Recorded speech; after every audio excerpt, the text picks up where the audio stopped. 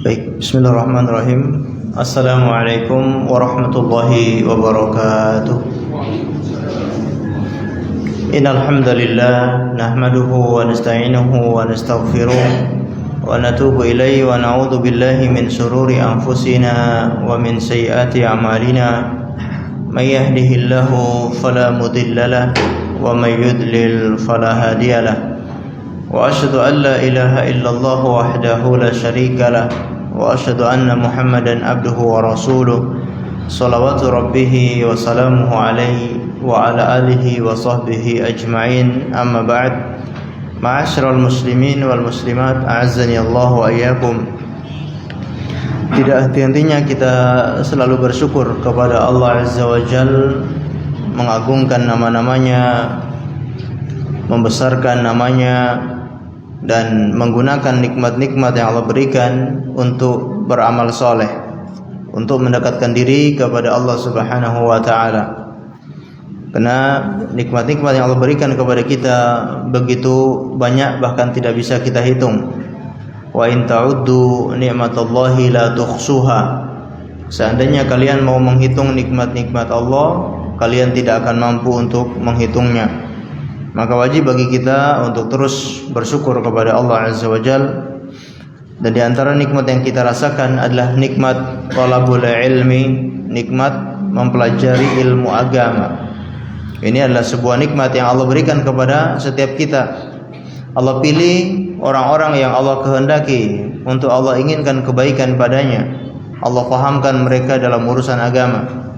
Man yuridillahu bihi khairan yufaqihu fiddin. Barang siapa yang Allah inginkan kebaikan padanya, maka Allah fahamkan dia dalam urusan agama. Maka bersyukurlah kita termasuk orang-orang yang diinginkan oleh Allah untuk menjadi orang-orang baik. Maka sama-sama mari kita istiqomah untuk terus belajar ilmu agama. Salawat dan taslim semoga tetap tercurahkan kepada junjungan kita Nabi besar Muhammad sallallahu alaihi wasallam, dan juga kepada seluruh keluarganya, para sahabatnya, dan umatnya yang setia mengikuti tuntunannya sampai hari kiamat. Ma'asyiral muslimin wal muslimat, azzani Allah wa iyyakum.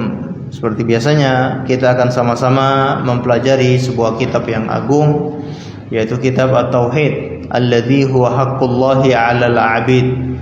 Kitab tauhid yang itu merupakan hak Allah atas hamba-hambanya. Dan insyaallah kita masuk pada bab yang ke-49, mensyukuri nikmat Allah dan mengakui berasal darinya. Sudah ketemu semua? Bab 49. Judul aslinya adalah bab qaulillahi ta'ala wa la in adzaqnahu rahmatan minna min ba'di dharra'a massathu la yaqulanna hadza li. Itu judul aslinya, yaitu bab firman Allah Subhanahu wa taala, dan jika kami merasakan kepadanya suatu rahmat dari kami sesudah dia ditimpa kesusahan, pastilah dia berkata, ini adalah hakku. Itu judul bab ini. Tapi ketika diterjemahkan untuk mempermudah, bab ini dinamakan bab mensyukuri nikmat Allah dan mengakui nikmat itu berasal dari Allah Subhanahu wa taala.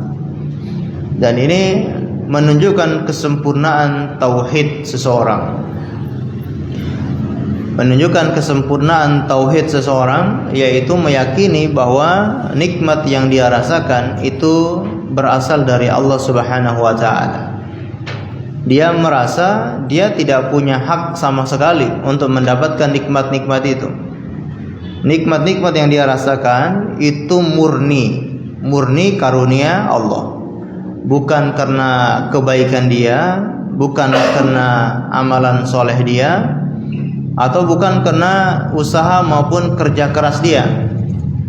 Semua nikmat, rizki yang Allah berikan, keluarga yang sehat, badan yang sehat, kemudian nikmat-nikmat apapun itu semuanya murni karunia dari Allah Subhanahu wa taala.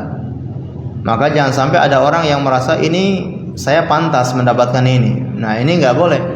Perkataan seperti ini itu bisa menjerumuskan seseorang dalam kekafiran, dalam kesyirikan. Karena dia merasa dia berhak mendapatkan nikmat tersebut, padahal amalan kita dibandingkan dengan nikmat itu tidak ada apa-apanya. Ya. Amalan kita selama ini kalau dibandingkan dengan nikmat-nikmat Allah tidak bisa ditukar. Itu baru nikmat di dunia, belum lagi nanti nikmat di akhirat. Ya, tidak ada apa-apanya kalau ditukar dengan kenikmatan-kenikmatan tersebut. Maka kita harus menjaga ucapan kita, jangan sampai mengatakan nikmat ini karena saya bekerja keras, nikmat ini kenapa saya diberi kekayaan, karena saya sekolah, karena saya kuliah jurusan ini, maka saya akhirnya bisa kaya. Nah, ini hati-hati. Ya, itu termasuk kufur nikmat. Ya, menyandarkan nikmat itu kepada dirinya, bukan kepada Allah Subhanahu wa taala. Baik, kita bacakan dulu dalil yang dibawakan oleh Syekh Muhammad bin Abdul Wahhab rahimahullahu taala. Ayat yang pertama surat Fussilat dan juga ayat yang kedua surat Al-Qasas. Nah, tafadhal. Fakul jilan mensyukuri nikmat Allah dan mengakui berasal darinya. Firman Allah Subhanahu wa taala, "Wala in alanna rahmatan minna min ba'di dharra'a masathu la yaqulanna hadzali." Artinya, dan jika kami memaksakan kepadanya suatu rahmat dari kami sesudah dia ditimpa kesusahan, pastilah dia berkata, "Ini adalah aku." Dalam menafsirkan ayat ini, Mujahid mengatakan ini adalah karena usahaku dan akulah yang berhak dengannya. Dan Ibnu Abbas mengatakan maksudnya ini adalah dari diriku sendiri. Dan firman Allah Subhanahu wa taala, "Qala innama utituhu ala ilmin indi." Artinya, Qarun berkata, sesungguhnya aku hanya diberi harta itu karena ilmu yang ada padaku. Surat Al-Qasas ayat 78. Qatadah dalam menafsirkan ayat itu mengatakan maksudnya karena pengetahuanku tentang cara-cara berusaha. Ahli tafsir lainnya mengatakan karena Allah mengetahui bahwa akulah yang patut untuk menerima harta kekayaan itu. Dan inilah makna dari kata-kata Mujahid, aku diberi harta yang ini atas kemuliaanku. Nah, barakallahu fiik. Dalil yang pertama firman Allah Subhanahu wa taala, "Wala in adzaqnahu rahmatan minna min ba'di dharra'a massathu la yaqulanna hadza li." Dan jika kami merasakan kepadanya suatu rahmat dari kami sesudah dia ditimpa kesusahan.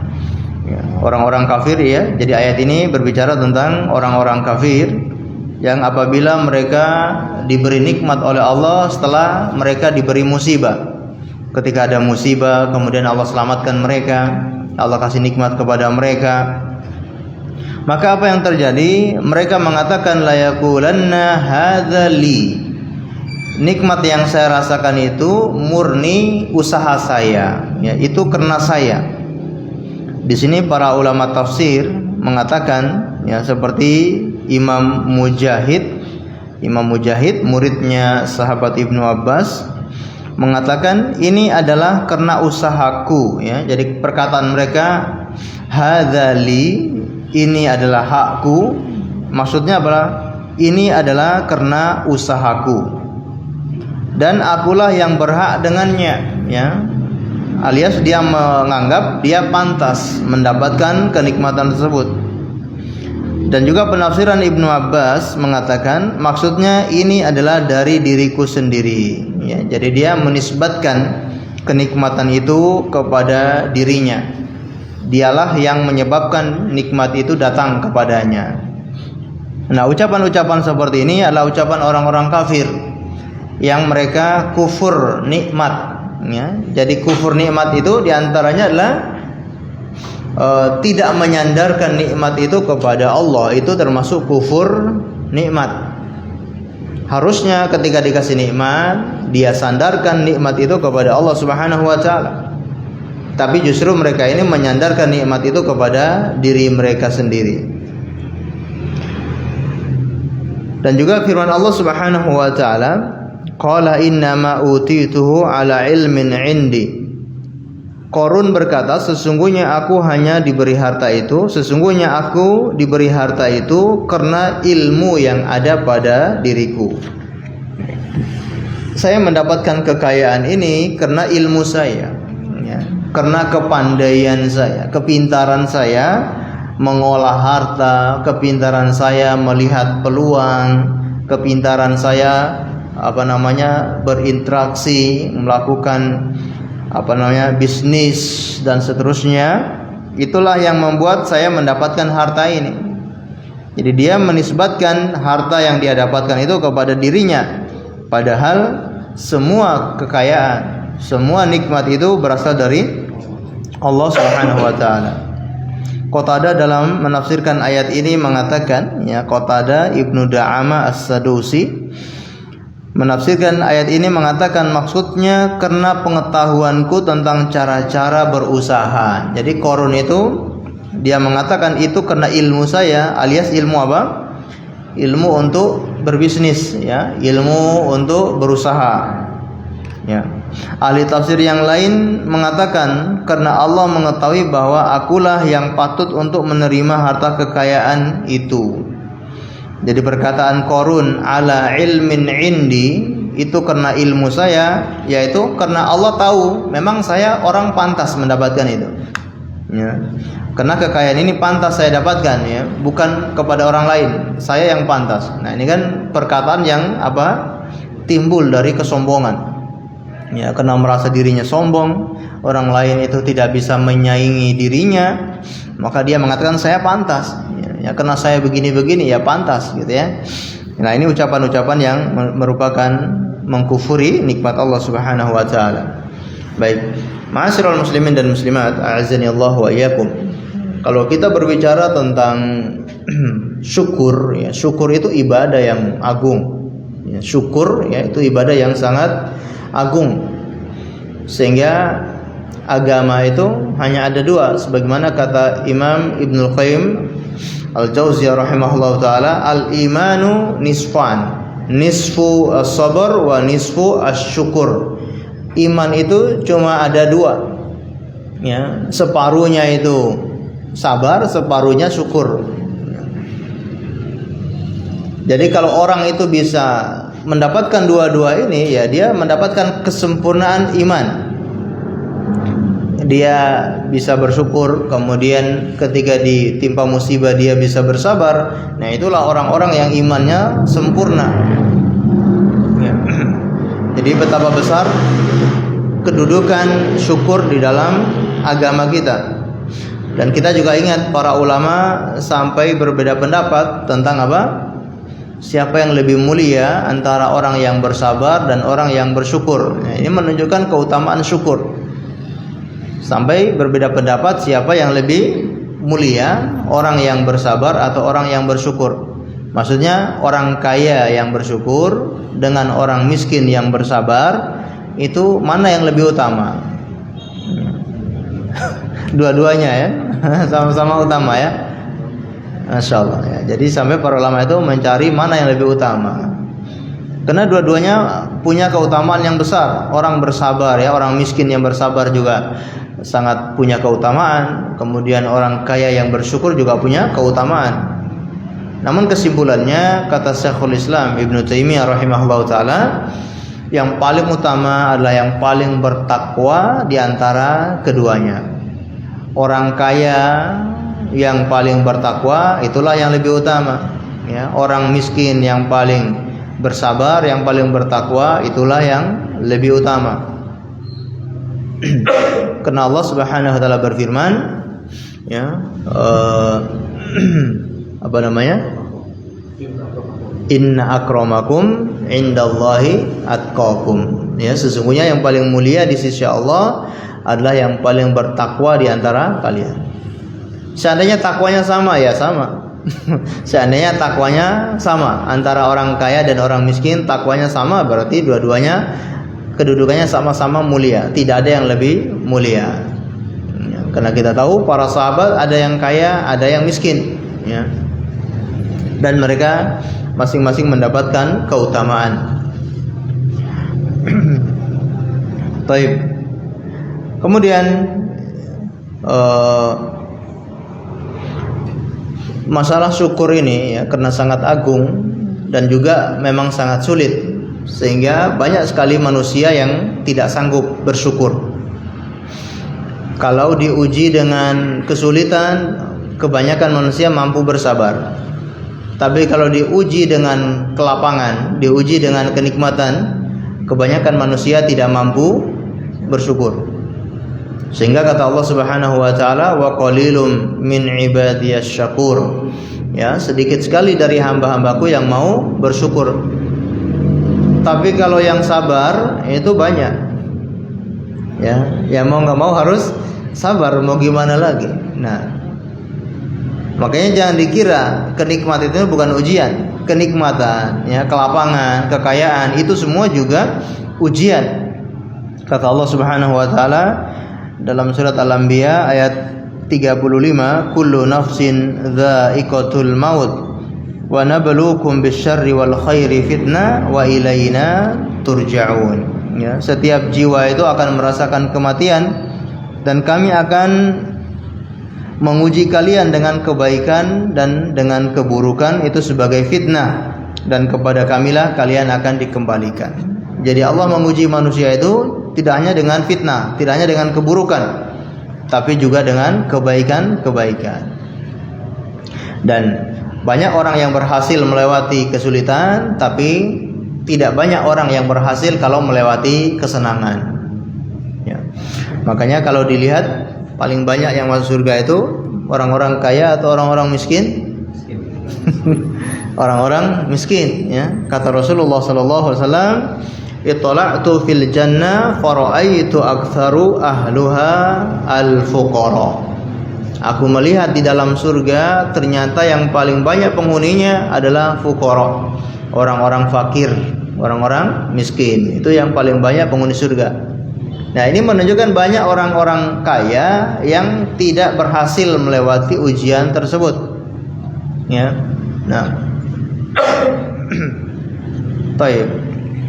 Bahkan ya ini tadi berbicara tentang Qarun ya. Qarun itu sebetulnya sebelumnya dia adalah orang yang fakir, orang yang berkesulitan ya.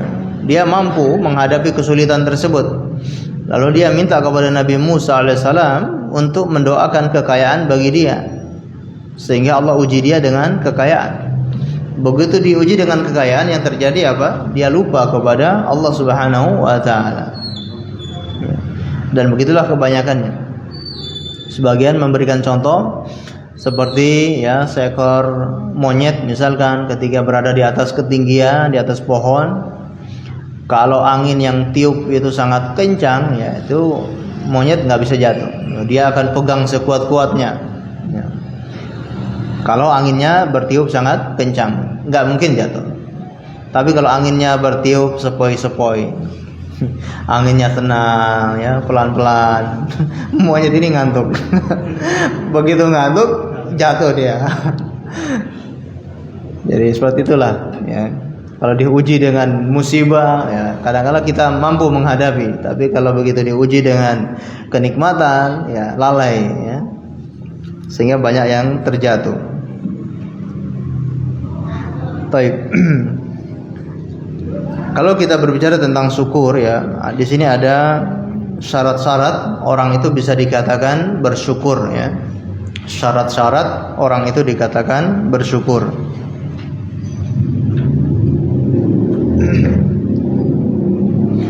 Dan ini disebutkan oleh Imam Ibnul Qayyim dalam kitabnya Madarijus Salikin. Syarat syukur.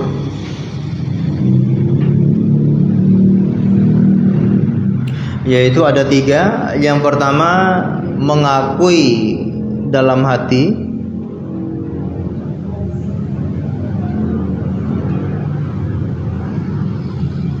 Mengakui dalam hati, yakni kenikmatan yang dia rasakan itu dia akui dalam hatinya. Kemudian yang kedua, mengucapkan dengan lisan.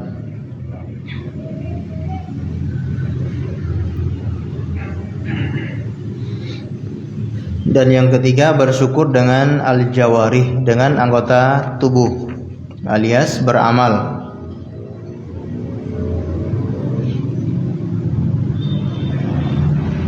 Baik. Ini syarat untuk bersyukur ya. Jadi ketiga-tiganya harus terpenuhi. Orang itu bisa dikatakan bersyukur kalau dia meyakini dalam hati kalau kenikmatan yang dia rasakan itu adalah dari Allah Subhanahu wa taala. Kemudian yang kedua, dia mengucapkan dengan lisannya untuk menunjukkan rasa syukurnya kepada Allah. Kemudian dia amalkan dengan anggota badannya amalan-amalan ya dengan nikmat-nikmat tersebut untuk mendekatkan diri kepada Allah. Itu orang yang bersyukur. Baik. Coba kita bahas yang pertama, yaitu untuk mengakui di dalam hati ya. Untuk mengakui kenikmatan itu di dalam hati harus memenuhi beberapa beberapa syarat ya. Agar bisa mengakui nikmat itu di dalam hati harus memenuhi beberapa syarat. Yang pertama, kita harus mengetahui kalau itu betul-betul kenikmatan. Jadi syarat untuk kita mengakui di dalam hati ya kita harus tahu dulu kalau memang itu adalah memang nikmat. Perkara itu adalah betul-betul nikmat.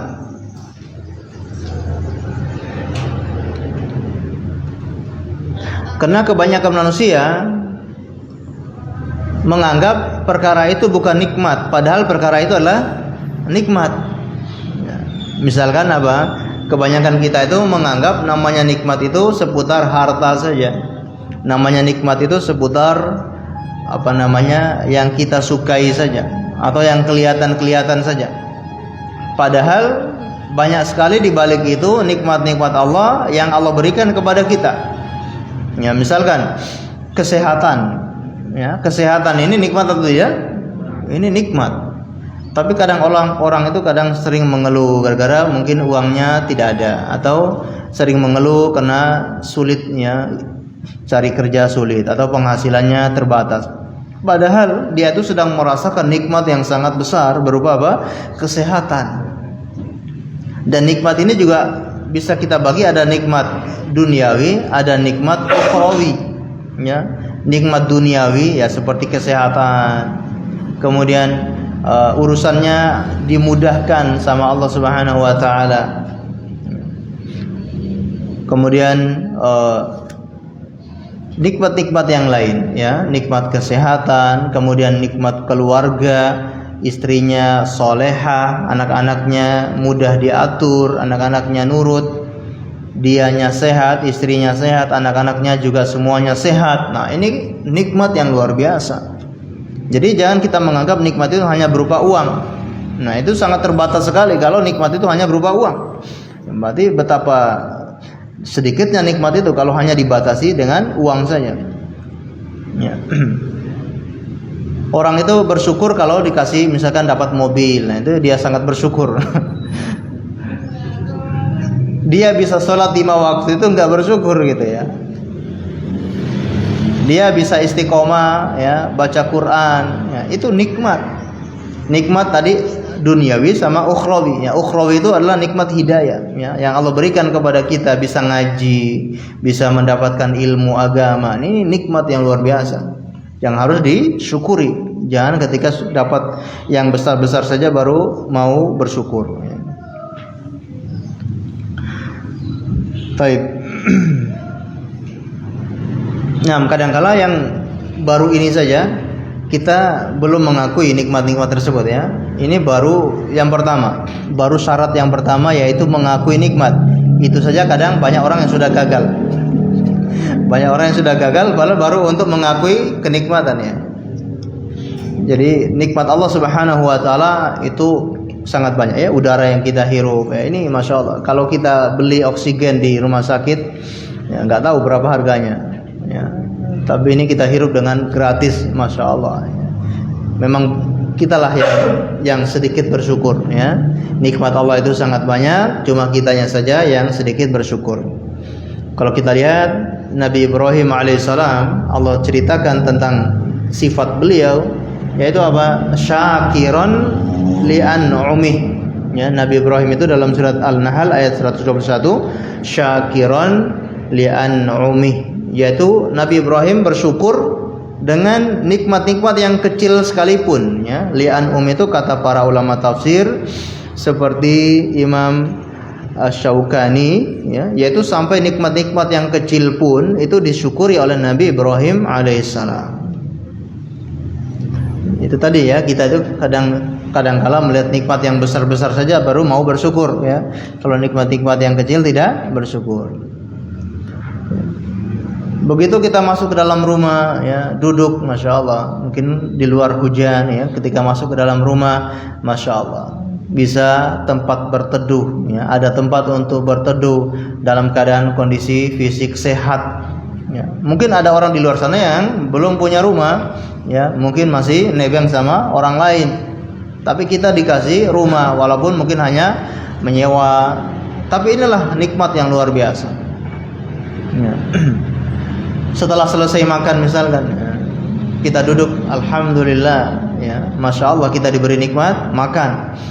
Walaupun banyak orang yang mungkin belum merasakan makan. Nah, ini nikmat-nikmat seperti ini itu harus kita sadari, harus kita akui dan harus kita syukuri. Ya, kita akui itu semua dari Allah Subhanahu wa taala. Baik. Ini yang pertama, ya, untuk mengakui apa? Mengakui di dalam hati, ya. Yaitu yang pertama kita harus tahu perkara itu adalah sebuah kenikmatan.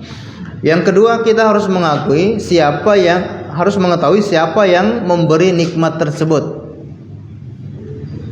Kita harus tahu siapa yang memberi nikmat tersebut. Misalkan bagaimana, ya, ketika mendapatkan nikmat, maka yang harus kita ingat adalah siapa yang memberi nikmat itu, yaitu Allah Subhanahu wa taala. Ketika mendapatkan hadiah dari teman misalkan, ya, kita tahu ini hadiah dari teman kita, tapi yang kita ingat adalah Allah Subhanahu wa taala. Jadi Allah yang memberi nikmat kepada kita, cuma perantaranya lewat teman kita tersebut. Ini kadang-kadang orang itu lebih bersyukur, berterima kasih kepada temannya itu tanpa mengingat Allah Subhanahu wa taala yang memberi nikmat tersebut. Jadi kita harus tahu siapa yang memberi nikmat, itu Allah Subhanahu wa taala.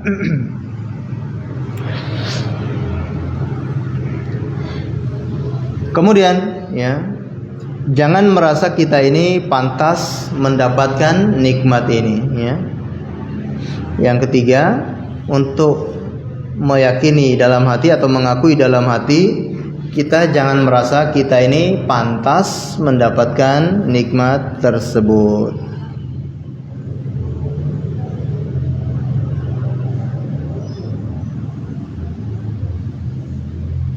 Baik, ya, karena kita nggak pantas, ya. Kalau dibandingkan dengan amalan kita memang belum pantas mendapatkan nikmat-nikmat ini.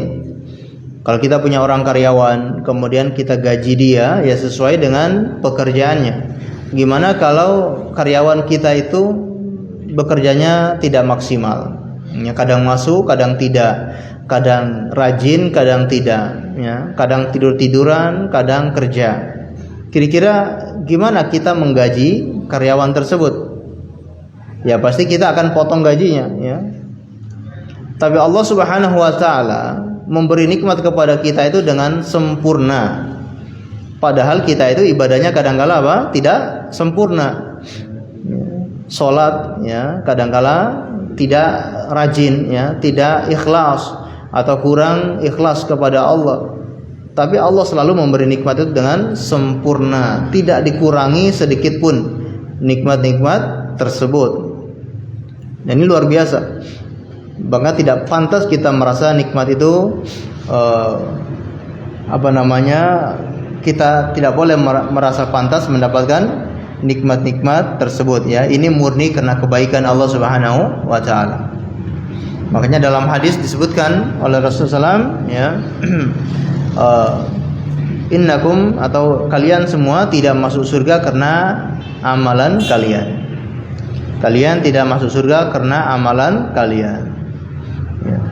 Tapi kita semua bisa masuk surga itu karena rahmat Allah Subhanahu wa taala. Karena amalan yang kita lakukan tidak bisa ditukar dengan surga yang telah disediakan oleh Allah Subhanahu wa taala. Baik. Syarat yang kedua yaitu bersyukur dengan lisan. Ya, bersyukur dengan lisan. Yang pertama apa? Yaitu banyak memuji Allah Subhanahu wa taala. Kita itu bisa dianggap orang yang bersyukur kalau kita banyak memuji Allah. Nah, seperti kita mengucapkan kalimat alhamdulillah, ya, sering-sering kita mengatakan alhamdulillah. Ya. Begitu naik kendaraan sampai di rumah selamat alhamdulillah. Ya, begitu masuk ke rumah ya minum air alhamdulillah. Begitu duduk alhamdulillah. Dan kita sering mengucapkan kalimat alhamdulillah. Ini bukti kalau kita itu bersyukur kepada Allah Subhanahu wa taala.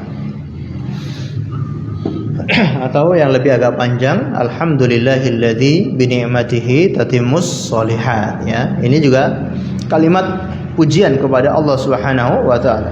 Alhamdulillahilladzi bi ni'matihi tatimmus sholihat. Segala puji bagi Allah, dengan nikmat-nikmatnya kebaikan menjadi sempurna. Baik. Kemudian yang kedua, tahadduts bin ni'mah, yaitu menyampaikan nikmat itu, membicarakan nikmat itu kepada orang lain. Kalau kita mendapatkan nikmat, maka kita dianjurkan untuk menyampaikan nikmat itu kepada orang lain. Tujuannya apa? Bukan untuk pamer, ya, tapi agar kita selalu ingat Allah yang memberi kita nikmat tersebut. Karena kalau tidak diceritakan kepada orang, mungkin kita akan mudah lupa. Ya, kalau tidak diceritakan kepada orang, bisa jadi kita lupa dengan nikmat-nikmat tersebut. Maka dengan kita menceritakan kepada orang lain, membuat kita semakin ingat akan kebaikan Allah Subhanahu wa taala kepada kita. Jadi dalam rangka bukan untuk sombong ataupun pamer, tapi kita niatkan itu untuk selalu mengingat-ingat nikmat Allah Subhanahu wa taala. Ya. Kata Allah Subhanahu wa taala, "Fa amma bi ni'mati rabbika fahadis", ya. Maka dengan nikmat dari Tuhanmu hendaknya engkau ceritakan. Apa? Mati lampu. Alhamdulillah. Ya, ini juga harus disyukuri. Mati lampu ini. Ya. Kalau nggak mati lampu, kita nggak tahu betapa nikmatnya listrik, ya. Nah, dengan mati lampu, berarti listrik ini sangat nikmat sekali. Masya Allah. Baik. Namun perlu digarisbawahi, untuk menceritakan nikmat itu harus kita lihat orang, ya, orang yang amanah, orang yang terpercaya. Jangan sembarang orang. Kalau orang itu ada indikasi dia itu hasad, maka jangan diceritakan kepada orang tersebut. Ya, dikhawatirkan membuat dia semakin hasad kepada kita. Baik, ya. Maka kita ceritakan kepada orang-orang terdekat kita, ya. Ketika mendapat nikmat, ya ceritakan kepada istri, ya ceritakan kepada anak-anak, ceritakan kepada orang tua kita, ya. Saya habis mendapatkan nikmat begini. Saya habis beli rumah ini, saya habis beli kendaraan ini. Nah, ceritakan kepada orang tua kita atau kepada keluarga kita, ya. Juga dengan seperti itu akan didoakan oleh orang-orang yang terdekat kita itu, ya. Ketika kita menyampaikan itu, ya bisa mendapatkan doanya, ya, semoga berkah, ya, semoga awet dan seterusnya, ya. Nah, ini diantara fungsi kita menceritakan nikmat tersebut. Baik. Dan yang ketiga, bersyukur dengan lisan, yaitu menisbatkan nikmat itu kepada Allah Subhanahu wa taala. Ya, menisbatkan nikmat ini kepada Allah Subhanahu wa taala. Jadi ketika ditanya, ya, gimana sih kamu kok bisa kaya seperti ini? Nah, lisan kita kira-kira mau mengatakan seperti apa? Ya. Apakah seperti Qarun? Oh, ini karena ilmu saya. Nah, ini berarti dia menyandarkan nikmat kepada dirinya. Tapi kalau orang yang bersyukur ketika ditanya, kamu ini dapat nikmat gimana? Ya, ini karena karunia Allah Subhanahu wa taala. Ini karena fadl, keutamaan dari Allah Subhanahu wa taala. Ya, seperti Nabi Sulaiman alaihissalam ketika mendapatkan nikmat, ya, hadza min fadli rabbi. Ini adalah dari keutamaan yang diberikan oleh Tuhan saya. Nah, ini orang-orang yang bersyukur, ya. Berbeda dengan Qarun ketika mendapatkan nikmat justru mengatakan innama utitu ala ilmin indi. Sesungguhnya saya diberi nikmat ini karena saya punya ilmu, saya punya pengetahuan. Dan ini jelas keliru. Sebagaimana juga disampaikan oleh orang-orang kafir di ayat yang kita baca di awal ini, apabila mereka kami rasakan kepadanya suatu rahmat dari kami, maka mereka mengatakan hadza li, la yaqulanna hadza li. Ini berarti orang-orang yang tidak bersyukur, ya. Dia menisbatkan nikmat itu kepada dirinya, ya, bukan kepada Allah Subhanahu wa taala. Taib, ya. Tadi kita menyinggung tentang Qarun, ya. Qarun itu adalah umatnya Nabi Musa alaihissalam, bahkan disebutkan adalah sepupunya Nabi Musa alaihissalam. Allah kisahkan kisah Qarun itu dalam Al-Quran surat Al-Qasas, ya. Kali ini ayat 78. Ayat 78, ya. Sebelumnya Allah sudah mengatakan dari ayat yang ke-76, ya.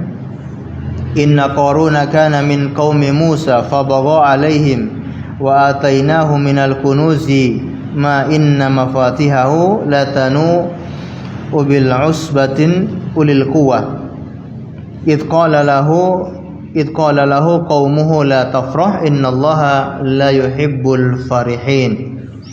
Sesungguhnya Qarun itu termasuk kaumnya Nabi Musa alaihissalam. Fabagha alaihim, lalu dia melampaui batas. Wa atainahu minal kunuz, ya. Dan kami memberikan kepada Qarun itu kunuz, ya, perbendaharaan dunia, perbendaharaan harta.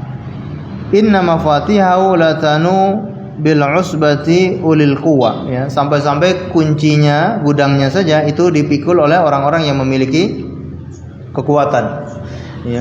Saking banyaknya kunci-kuncinya itu, ya, berarti gudangnya juga banyak, gudangnya juga besar, ya. Dan kunci-kuncinya juga kunci-kunci yang besar sampai dipikul oleh orang-orang yang kuat. Dan kalau kita bayangkan kunci di zaman dulu, ya, itu semacam grendel, ya. Kalau kunci yang di zaman kita ini, ya, kuncinya kecil, ya, itu satu orang yang bawa juga kuat. Nah, kalau kunci di zaman dahulu itu kuncinya, ya, semacam grendel itu. Jadi hanya untuk palang, ya, untuk palang pintu dan seterusnya. Baik. Nah, ini harus dipikul oleh orang-orang yang kuat, saking kayanya Qarun tersebut. Maka diingatkan oleh kaumnya, ya, qala lahu qaumuhu la tafrah. Artinya ada kaumnya, ada orang-orang yang beriman, ada orang-orang yang soleh yang mengingatkan Qarun ini, la tafrah, kamu itu jangan terlalu bahagia dengan nikmat yang diberikan itu. Innallaha yuhibbul farihin. Sesungguhnya Allah itu tidak suka dengan orang-orang yang terlalu bahagia, ya. Maksudnya terlalu senang sampai melupakan perintah Allah Subhanahu wa taala. Kalau kita senang kemudian kita ingat kepada Allah, nah itu bagus. Nah, ini senang itu sampai lupa, ya, lupa dengan Allah Subhanahu wa taala.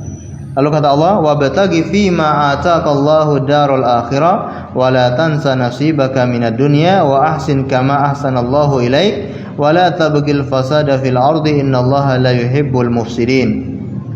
Dan carilah apa yang telah Allah karuniakan kepadamu dari kehidupan akhirat, dan jangan lupa jatahmu dari kehidupan dunia, ya. Ini juga pelajaran bagi kita bahwa yang menjadi tujuan utama adalah kehidupan akhirat, sedangkan untuk dunia itu jangan lupa dengan kehidupan dunia. Jadi jangan dibalik, ya. Kita ini setiap harinya isinya, ya, untuk dunia, kemudian jangan lupa akhirat, ya.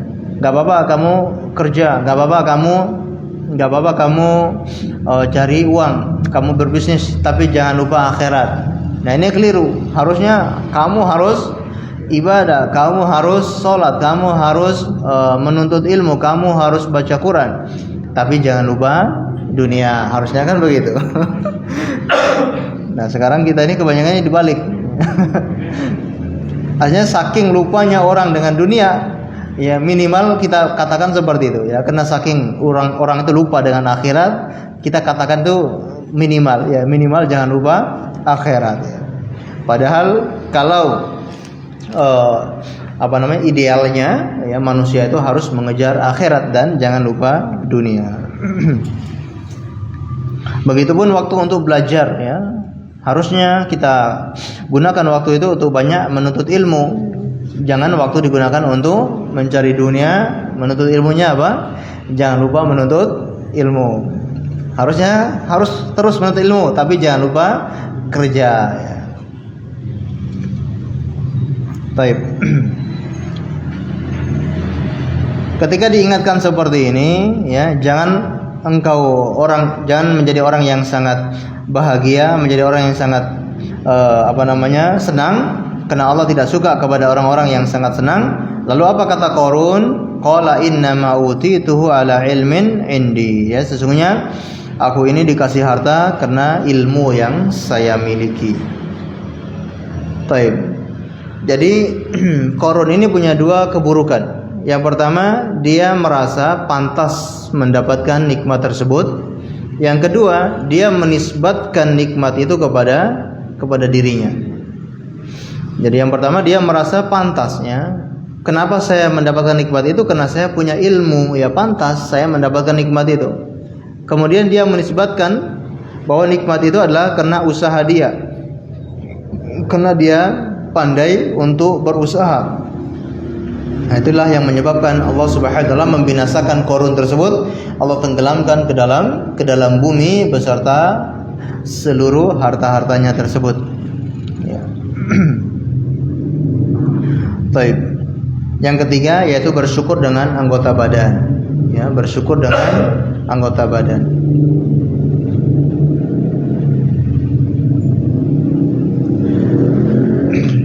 Bagaimana caranya kita bersyukur dengan anggota badan?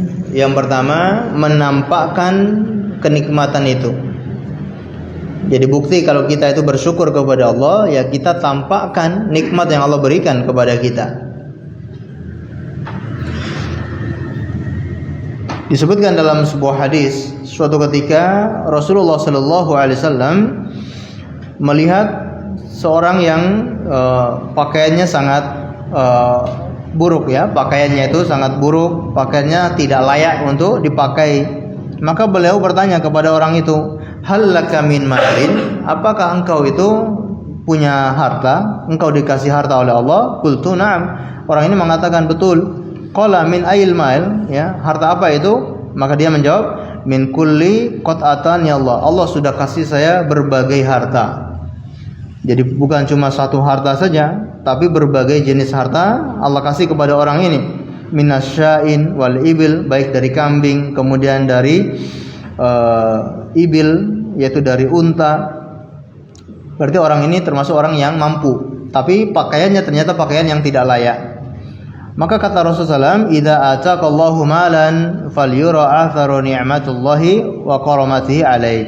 Apabila Allah memberi nikmat kepadamu, maka perlihatkan, tampakkan ya bekas-bekas nikmat Allah itu kepadamu.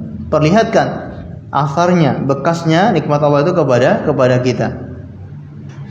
Nah, itu tanda syukur kita kepada Allah Subhanahu wa taala. Ya, kalau punya harta banyak, ya pakaiannya masa pakaian yang compang-camping gitu ya. Kalau ditanya kenapa pakai baju seperti itu, kan kamu punya, wah ini zuhud. Ya, ini bukan zuhud, itu pelit namanya. Ya, pelit terhadap diri sendiri gitu ya. Untuk makan saja, wah, tiap hari tahu tempe, padahal uangnya banyak. Nggak pernah beli daging, nggak pernah beli ayam, nggak pernah makan di luar ya. Padahal uangnya banyak, pemasukannya tiap hari banyak, masya Allah.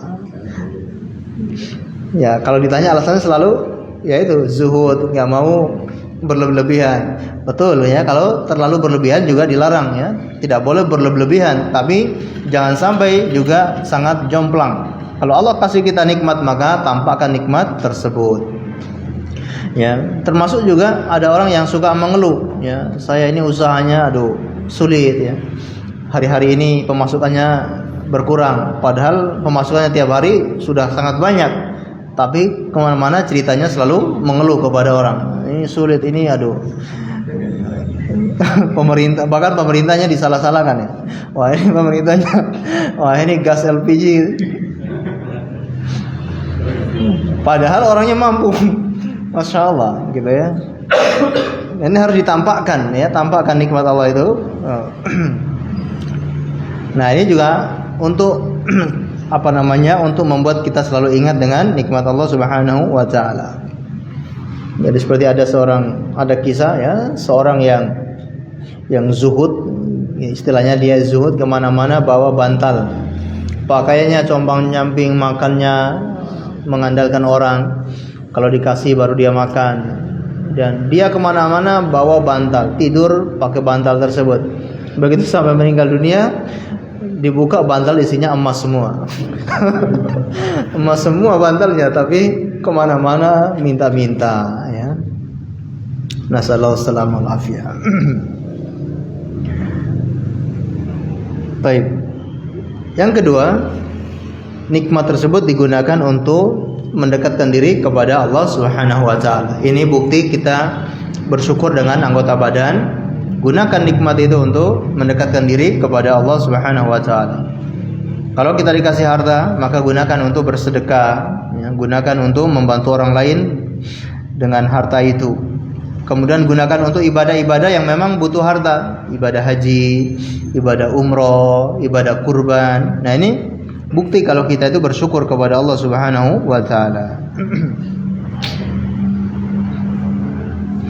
Dan bersyukur model ini dengan anggota badan, inilah bentuk syukur yang paling tinggi, ya, syukur yang paling besar, yaitu bersyukur dengan anggota badan. Rasulullah SAW selalu bersyukur dengan amal soleh. Beliau sampai sholat kakinya itu bengkak. Beliau ditanya, ya, kenapa engkau melakukan seperti itu? Afala akuna, ya, abdan syakura atau kama qala sallallahu, apakah tidak boleh aku menjadi hamba Allah yang bersyukur? Dan Allah juga mengatakan kepada keluarga Nabi Daud, i'malu ala Daud syukra, ya, dan beramallah sebagaimana keluarga Nabi Daud, ya. Dan Allah berfirman kepada Nabi Sulaiman, ya, i'malu ala Daud syukra, ya, beramallah sebagaimana keluarga Nabi Daud, ya, untuk mensyukuri nikmat Allah. Jadi keluarganya Nabi Daud mensyukuri nikmat Allahnya dengan beramal. Baik.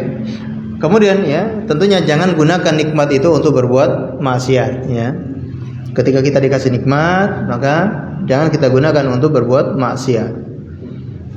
Sebagaimana kita lihat Nabi Yusuf alaihissalam, ya, ketika dia digoda oleh seorang wanita yang sangat cantik, maka dia mengatakan, inna rabbi ahsana mathwai, sesungguhnya Tuhanku sangat baik kepadaku. Artinya Tuhanku sudah sangat banyak memberikan nikmat kepadaku. Gimana saya akan bermaksiat kepada Tuhanku itu, ya. Nah, ini bagaimana Nabi Yusuf alaihissalam itu mengingat-ingat nikmat Allah sehingga mencegah dia dari perbuatan maksiat. Baik, kemudian kita bacakan hadis yang cukup panjang yang bercerita tentang 3 orang yang diuji oleh Allah Subhanahu wa taala dari Bani Israel.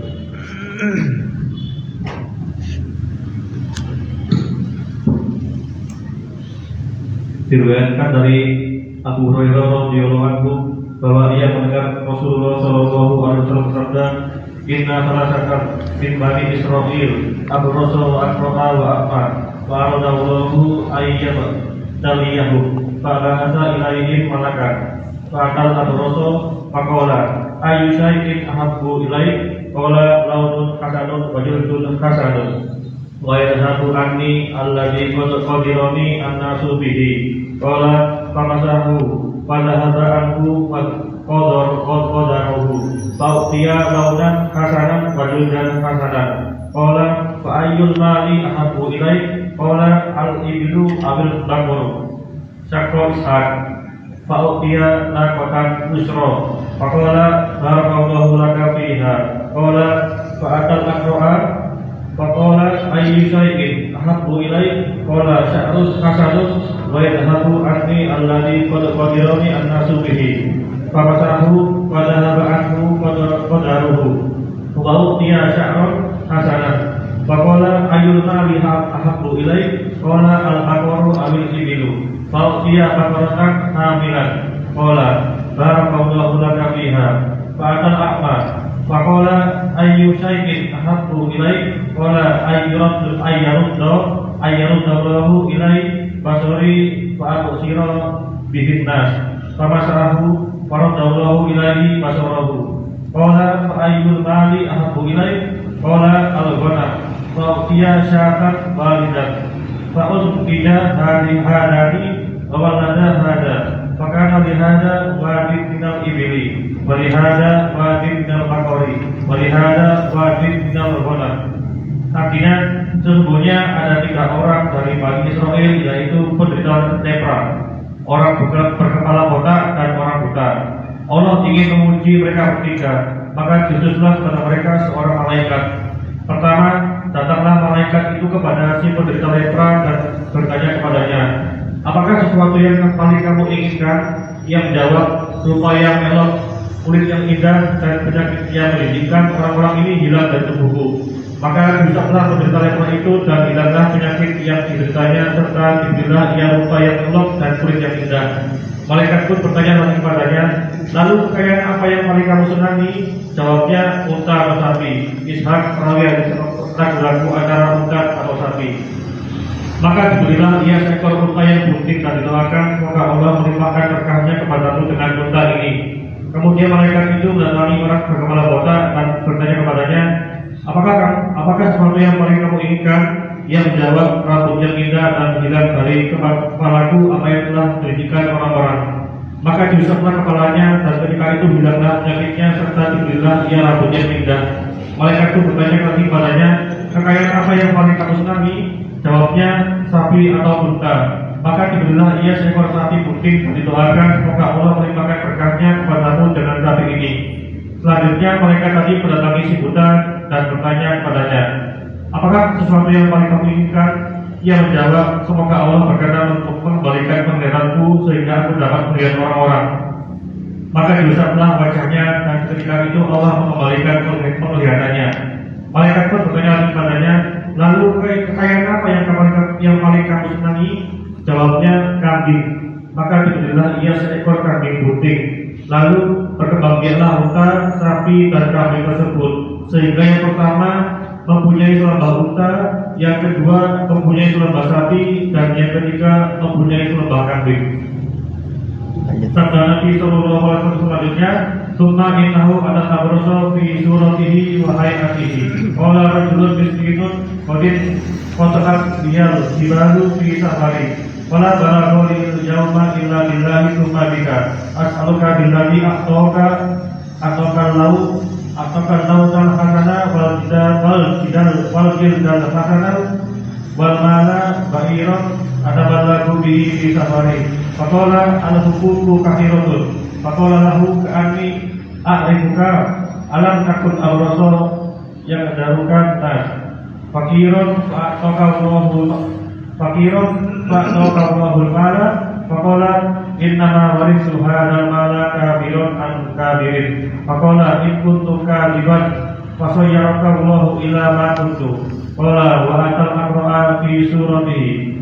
Faqala lahu mithlama qala li hadza warda alaihi mithlama warda alaihi hadza. Faqala in kuntu kadiban fasayyaraka Allahu ila ma kunta. Qala wa atal a'ma fi suratihi. Faqala rajulun miskinun wa lahu sabir wa in qata'at biyal jibalu fi safari. Qala balagha li yauma illa billahi summa bika. As'aluka billahi mudda alaika basaruka syatan adaballahu biha fi safari. Faqala qad kuntu a'ma faradallahu ilayya basari. Faqud ma syi'ta wa da' ma syi'ta. Fawalli la ajhadukal yawma bisyai'in ahwadtahu lillah Faqala amsik maraka wa innama tuqturi itu faqad radiyallahu anka wa sahito ala sahibaika. Artinya, kemudian datanglah malaikat itu kepada orang-orang sebelumnya menderita lepra dengan menyerupai diri dan keadaannya dan berkata, aku seorang miskin, telah terputus segala jalan bagiku untuk mencari rezeki dalam perjalananku, sehingga tidak akan dapat meneruskan perjalananku hari ini kecuali dengan pertolongan Allah.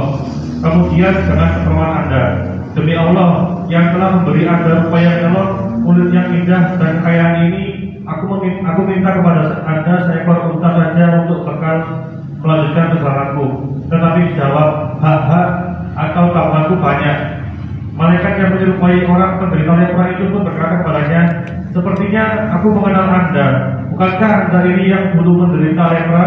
Orang-orang jijik kepada Anda, lagi pula melarat, lalu Allah memberi Anda kekayaan. Dia malah menjawab, sesungguhnya harta kekayaan ini hanyalah aku warisi turun-temurun dari nenek moyangku yang mulia lagi terhormat. Maka malaikat itu berkata kepadanya, jika Anda berkata dusta, niscaya Allah mengembalikan Anda kepada keadaan Anda semula. Lalu malaikat tersebut mendatangi orang yang sebelumnya berkepala botak dengan menyerupai dirinya dan berkata kepadanya seperti yang dia katakan kepada yang pernah menderita lepra, serta ditolaknya sebagaimana telah ditolak oleh yang pertama itu. Maka berkatalah malaikat yang menyerupai dirinya itu kepadanya, jika Anda berkata dusta, niscaya Allah akan mengembalikan Anda kepada keadaan Anda yang semula. Terakhir, malaikat tadi mendatangi orang yang sebelumnya buta dengan menyerupai dirinya semula, dan berkatalah kepadanya, aku adalah seorang miskin, kehabisan bekal dalam perjalanan dan telah terputus segala jalan bagiku untuk mencari rezeki dalam perjalanan ini, sehingga aku tidak akan dapat lagi meneruskan perjalananku hari ini kecuali dengan pertolongan Allah, kemudian dengan pertolongan Anda. Demi Allah yang telah mengembalikan penglihatan Anda, aku meminta seekor kambing saja untuk bekal melanjutkan perjalananku. Orang itu menjawab, sungguh aku dahulu buta, lalu Allah mengembalikan penglihatanku. Maka ambillah apa yang Anda sukai dan tinggalkan apa yang Anda sukai. Demi Allah, sekarang ini aku tidak akan menulis Anda dengan meminta Anda mengembalikan sesuatu yang telah Anda ambil karena Allah. Malaikat yang menyerupai orang buta itu berkata, pekerlah kekayaan Anda, karena sesungguhnya kalian ini hanyalah diuji oleh Allah. Allah telah ridho kepada Anda dan murka kepada kedua teman Anda. Hadis riwayat Al-Bukhari. Masya Allah, barakallahu fiik. Ini kayaknya tidur semua ya. Nah, ini namanya dongeng kan? Bukan dongeng ya, itu kisah beneran. Sehingga ini juga bagus untuk diceritakan kepada anak-anak gitu ya. Kemudian diberikan pelajaran yang terkandung dalam kisah ini. Dan ini juga metode Rasulullah di dalam memberikan pelajaran, yaitu dengan menyebutkan kisah-kisah. Dan juga Al-Quran banyak menyebutkan kisah-kisah. Rasulullah SAW menceritakan tentang 3 orang yang ada di Bani Israel, yang mana mereka ini sudah diuji oleh Allah Subhanahu wa Ta'ala. Yang satu diuji dengan penyakit kulit, yang satu diuji dengan penyakit rambut yang rontok, kemudian yang satu lagi diuji dengan buta, dan juga diuji dengan kemiskinan, ya, nggak punya harta apapun. Namun di sini kata Rasulullah, fa'aradallahu ayyabtaliyahum, tapi Allah ingin menguji mereka. Mereka sudah dalam kondisi dapat ujian, kesulitan, kemiskinan, tapi Allah ingin menguji mereka. Berarti ada ujian yang lebih besar lagi daripada ujian yang sedang mereka hadapi. Ujian apa itu? Ujian kenikmatan. Nah, kalau ujian sebelumnya, ujian berupa musibah, ujian berupa kesulitan, itu mereka mampu menghadapi. Mereka selalu bermunajat kepada Allah, mereka minta untuk disembuhkan penyakit-penyakitnya itu. Sehingga Allah Subhanahu wa Ta'ala mengutus seorang malaikat, lalu merubah wujud menjadi manusia, bertemu dengan 3 orang tersebut. Yang pertama, dia bertemu dengan orang yang penyakit kulit. Kemudian dia tanyakan, kira-kira apa yang kamu inginkan? Dia mengatakan, ya, ini bukti orang yang sangat tamak, ya, orang yang rakus. kira-kira apa yang kamu inginkan? Orang yang lepra ini mengatakan, ya aku pengen warna yang bagus, kulit yang bagus. Jadi dia tidak hanya saya pengen sembuh dari penyakit kulit ini. Nah ini kan cukup, itu kan orang yang qanaah. Tapi ini apa? Warnanya pun yang bagus, ya. Kemudian kulit yang bagus, ya. Mungkin dulunya dia warna kulitnya hitam, dia pengen warna yang putih gitu ya. Kan warna yang bagus gitu ya. Jadi nggak perlu pakai produk-produk apapun, ya, nggak perlu pakai skincare. Ini dengan doanya malaikat ini langsung kulitnya yang awalnya hitam jadi putih dan glowing gitu ya. Kulitnya bagus gitu ya. Nah ini permintaannya lebih dari satu, sehingga terkabulkan, ya, apa yang dia inginkan. Allah Subhanahu wa taala mentakdirkan orang ini akhirnya sembuh dari penyakit famasahahu. Dia pun, malaikat ini pun mengusap kulitnya, dan dengan takdir Allah sembuhlah penyakit tersebut. Karena dia ini orang yang fakir, maka dia tanyakan, ya, harta apa yang kamu inginkan? Maka dia mengatakan, yang saya inginkan adalah al-ibil, yaitu unta. Ini seorang perawi ragu-ragu. Ini menunjukkan amanahnya para perawi-perawi hadis. Kalau mereka ragu-ragu, ya mereka sebutkan, ya, al-ibil awil baqarah, ya, supaya kelihatan ini yang benar apa. Sehingga kalau dilihat dari jalur-jalur yang lain bisa ketahuan yang orang pertama ini apa? Yaitu ibil, yaitu unta. Maka Allah pun memberikan dia unta yang sudah bunting, yang hampir melahirkan. Ya, maka malaikat pun mendoakan, barakallahu laka fiha, semoga Allah memberkahimu dengan unta yang sudah bunting ini. Baik, maka malaikat pun datang kepada orang yang botak. Lalu dia pun bertanya, apa yang kamu inginkan? Dia mengatakan, aku ingin rambut yang bagus, ya. Jadi tidak hanya pengen sembuh dari penyakit, jadi pengen rambutnya yang bagus.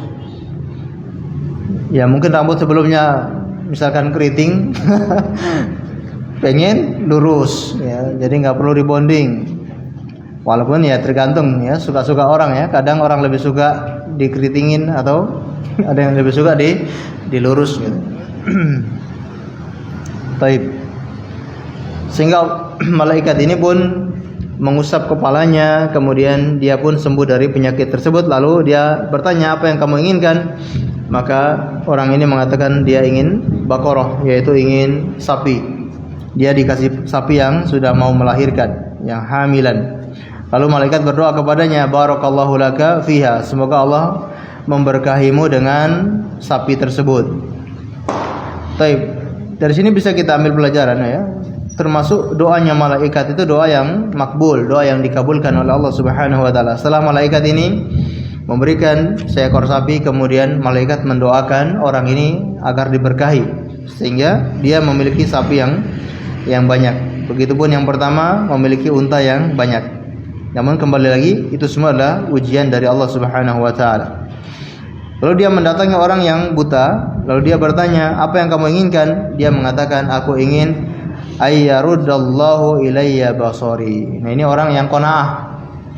Aku pengen Allah mengembalikan penglihatan saya. Jadi dia tidak mengatakan saya pengen mata saya yang bagus, tidak ingin mata yang mungkin yang bagus itu seperti apa, ya, mata yang lentik, yang seperti ini seperti itu, ya. Tidak. Yang penting Allah kembalikan penglihatan saya, itu cukup sudah. Ini orang yang qanaah. Maka malaikat ini pun mengusapnya, akhirnya penyakitnya dia pun sembuh, dia bisa melihat kembali, ya. Maka dia bertanya, apa yang kamu sukai dari harta? Dia mengatakan al-ghanam, ya. Nggak pengen yang muluk-muluk, ya, kambing aja nggak apa-apa, ya. Akhirnya malaikat pun memberinya dia kambing yang sudah hamil, sudah bunting. Lalu mendoakan kepadanya, semoga Allah memberkahimu dengan kambing tersebut. Baik.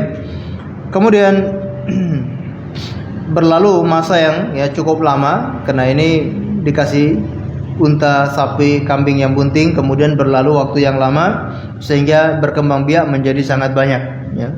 yang untanya satu lembah isinya unta, yang sapi satu lembah isinya sapi, kemudian yang kambing satu lembah isinya sapi. Ini harta yang sangat banyak. Lalu Allah ingin menguji 3 orang ini, maka datanglah malaikat ini dengan menyerupai orang yang berpenyakit kulit seperti itu. Kemudian dia mengatakan, ya, aku kehabisan bekal. Aku tidak punya siapa-siapa lagi kecuali hanya meminta kepada Allah, thumma bika, kemudian kepadamu. Ini juga pelajaran bagaimana ucapan malaikat ini, yaitu aku tidak punya siapa-siapa yang bisa membantu saya kecuali kepada Allah, kemudian baru kamu. Jadi bukan dan, ya. Ini yang sudah kita pelajari di pembahasan sebelumnya. Tapi dia mengatakan kepada Allah, kemudian kepadamu. Baik. Aku meminta kepada Allah, ya, aku meminta kepadamu yang telah engkau diberi kulit yang bagus, ya, warna yang bagus, dan juga engkau diberi harta yang banyak. Maka orang ini mengatakan tidak bisa, ya, dia tidak mau memberikan harta itu kepada orang tersebut. Malaikat ini hanya meminta 1 ekor unta saja, tapi orang ini karena sangat pelit tidak mau memberinya walau hanya 1 ekor unta. Ya, kalau kita bayangkan kalau dia cuma minta 1 ekor unta, untanya kan masih sangat banyak, masih 1 lembah isinya unta semua, cuma kasih 1 aja nggak berkurang, ya. Tapi ini saking, dan itu tidak disebutkan, ya, unta yang kecil apa yang besar. Seandainya dikasih 1 yang paling kecil pun, ya, itu sudah menggugurkan permintaan ini. Tapi saking pelitnya ini dia nggak mau kasih, ya. Baik. Nah, alasannya apa? Faqala al-huququ katsira, ya, tanggungan saya masih banyak. Kan begitu alasan orang-orang yang tidak mau membantu, ya. Begitu kita dianjurkan untuk beri sedekah, alasannya selalu tanggungannya masih banyak. Tanggungan ini, tanggungan itu, ya. Nah, ini orang yang untanya sudah 1 lembah pun masih alasannya tanggungannya masih banyak. Lalu malaikat ini mengatakan, ka'ani a'rifuka, seakan-akan saya pernah mengenalmu. Kamu itu bukannya dulu orang yang punya penyakit kulit, ya, yang manusia itu jijik dan mereka jauh darimu, dan engkau orang yang sangat fakir, kemudian Allah memberimu harta. Apa kata orang ini? Tidak, saya ini mendapatkan harta ini dari warisan, dari kakek nenek moyang saya dulu, ya, bukan dari siapa-siapa. Jadi dia menyandarkan nikmat ini bukan kepada Allah Subhanahu wa taala, tapi dia menyandarkan nikmat ini kepada dirinya, ya, kepada nenek moyangnya. Ini saya wariskan dari keluarga saya. Jadi bukan kepada Allah Subhanahu wa taala. Baik, kata malaikat, in kunta kadziban fasayyarakallahu ila ma kunta. Kalau memang kamu dusta, maka Allah akan merubah, ya, keadaanmu sebagaimana sebelumnya. Sehingga apa yang terjadi, dia pun dikembalikan nasibnya oleh Allah Subhanahu wa taala sebagaimana sedia kala, ya, kembali sakit dan hartanya habis. Kemudian malaikat datang kepada yang kedua dalam bentuk orang yang botak, kemudian minta kepada orang ini untuk dikasih perbekalan berupa sapi. Namun orang ini juga mengatakan yang sama, ya, tidak mau memberi, yaitu masih banyak punya tanggungan. Maka malaikat ini mengatakan, ya, bukannya kamu dulu orang yang botak, kemudian Allah sembuhkanmu, Allah kasih kamu rambut yang bagus, Allah beri kamu harta. Dia juga mengatakan, ya, sesungguhnya harta ini adalah saya dapatkan dari warisan nenek moyang saya. Ini juga sama, menisbatkan nikmat itu kepada dirinya, bukan kepada Allah Subhanahu wa taala. Jika kamu berdusta, maka Allah akan kembalikan engkau sebagaimana sedia kala.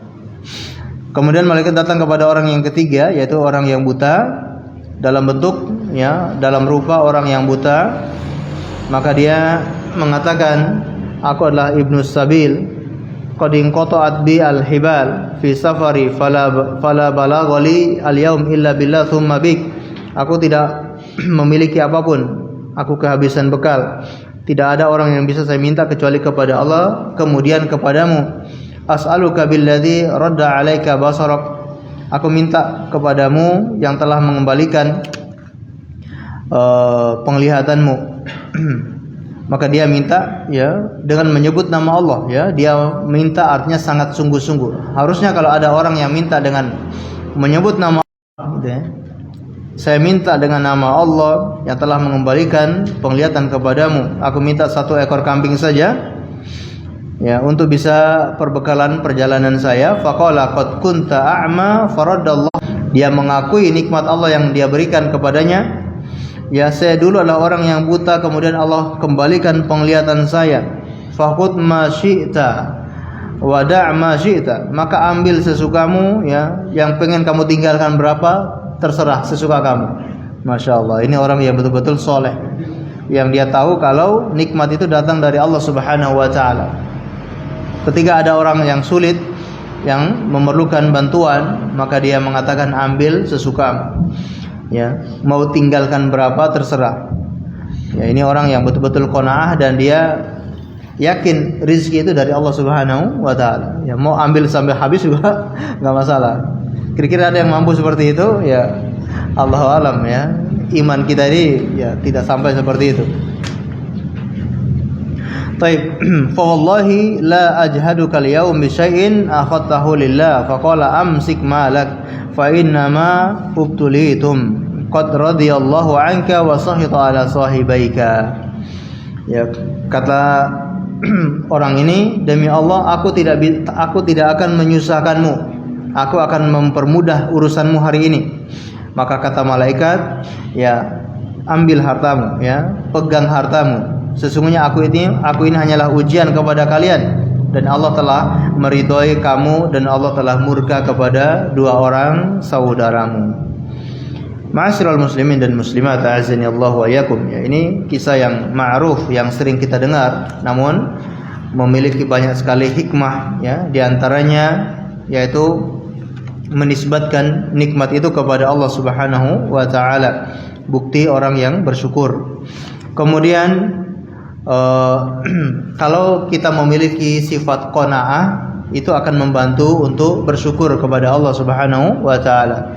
Tapi kalau terlalu tamak, terlalu rakus dengan dunia, itu membuat orang sulit bersyukur kepada Allah Subhanahu wa ta'ala.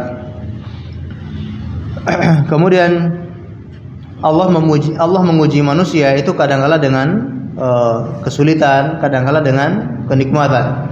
Bisa jadi ya kita awalnya ya dulu sangat sulit, kemudian mulai berkembang usahanya, kemudian akhirnya mulai Allah lapangkan rezekinya ya. Harus kita perhatikan, jangan-jangan ini adalah ujian dari Allah Subhanahu wa ta'ala. Maka jangan kita kufur kepada nikmat Allah tersebut. Kita gunakan nikmat-nikmat itu dengan sebaik-baiknya. Kemudian diantara poin berikutnya adalah boleh seseorang itu menyamar kalau memang itu dibutuhkan, kalau memang ada maslahat. Misalkan sebuah perusahaan, atasannya mungkin dia menyamar sebagai orang biasa, lalu dia pengen melihat atau menguji karyawan-karyawannya tersebut. Ini tidak masalah. Atau seorang pemerintah ingin menyamar lalu menguji rakyatnya, maka ini juga tidak masalah kalau memang itu dibutuhkan dan itu memang maslahat. Sebagaimana malaikat ini menyamar untuk menguji manusia ya. Dan itu juga kelebihan malaikat ya, mereka bisa menyamar menjadi orang biasa. Allahu a'lam bissawab ya. Barangkali ini cukup sekian yang bisa kita sampaikan pada kesempatan pagi hari ini. Semoga bermanfaat untuk kita semuanya. Sebelum kita akhiri, barangkali mungkin ada yang ditanyakan, kami persilakan.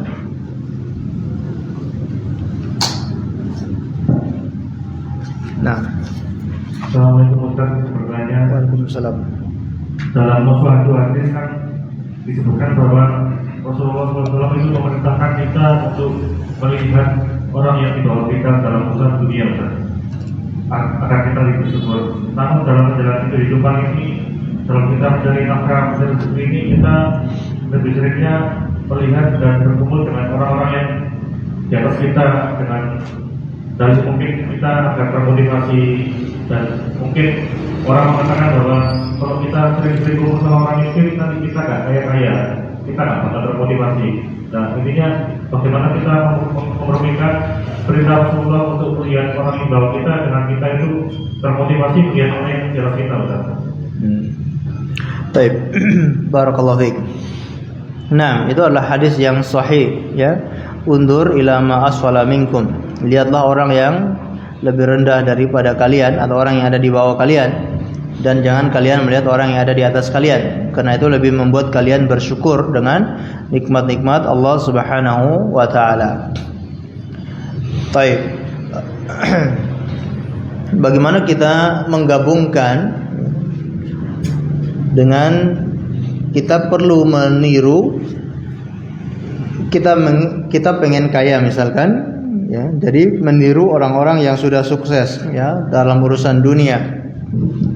Kalau konteksnya itu memang untuk meniru agar bisa berhasil dan sukses dalam bidang itu, mungkin dalam bidang bisnis, dalam bidang usaha, maka ini tidak masalah, ya, karena tujuan kita adalah untuk meniru, ya.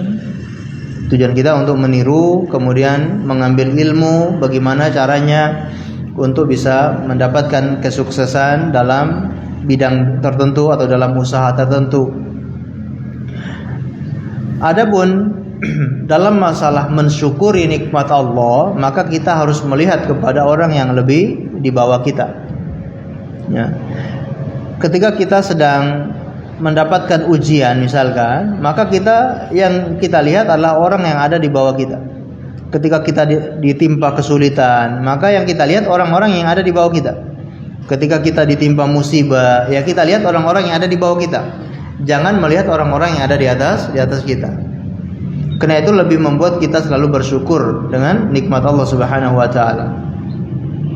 Contoh misalkan ketika kita diuji dengan penyakit, ya, atau diuji dengan penyakit tertentu, tapi kita masih bisa jalan, kita masih bisa melihat, kita masih bisa makan apa saja.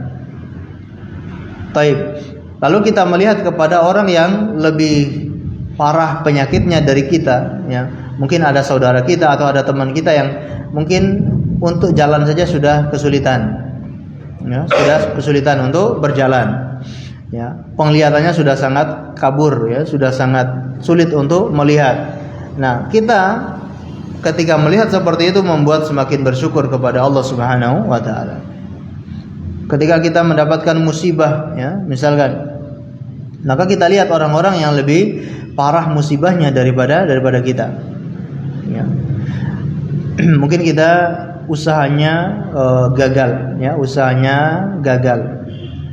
Tapi ternyata kita masih bisa makan, kita masih bisa berkumpul bersama keluarga. Maka kita lihat ada orang-orang yang usahanya lebih gagal, lebih bangkrut, ya. Bahkan mungkin usahanya terkena musibah, kebakaran misalkan, sehingga semua pabriknya atau semua usahanya hancur, hangus. Nah, ini kita lebih bersyukur kepada Allah Subhanahu wa taala dan seterusnya. Jadi konteksnya dalam masalah untuk bersyukur nikmat-nikmat Allah, maka kita melihat kepada orang yang ada di bawah kita. Tapi kalau untuk untuk meniru atau untuk untuk meniru atau untuk mendapatkan ilmu agar bisa sukses, maka tidak masalah kita berguru atau kita meniru kepada orang-orang yang kaya tersebut. Jadi tidak bertentangan. Tergantung kita dudukkan pada posisinya masing-masing. Ya, nggak apa-apa. Yang penting niat kita adalah ketika kalau kita sudah berhasil, ya ini nanti digunakan untuk apa? Itulah yang paling penting. Ya, kita pengen bisa kaya, kita pengen bisa punya ini, bisa punya usaha ini, bisa punya penghasilan sekian. Karena dia punya target-target yang besar. Yaitu apa? Dia pengen bangun masjid. Masya Allah, boleh atau tidak? Ya, boleh. Dia pengen bantu ini, dia pengen bikin musola, dia pengen bikin pesantren, dia pengen ini, ya. Makanya dia pengen menjadi orang yang sukses. Ini tidak masalah. Allahu a'lam bishawab. Nah. Allahu a'lam bishawab. Ada yang lain?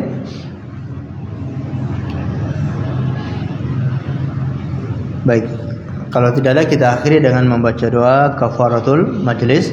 Subhanakallahumma wa bihamdika asyhadu an la ilaha illa anta astaghfiruka wa atubu ilaik. Wa sallallahu ala nabiyyina Muhammad wa ala alihi washabbihi wasallam. Terima kasih atas segala perhatiannya. Mohon maaf atas segala kekurangannya.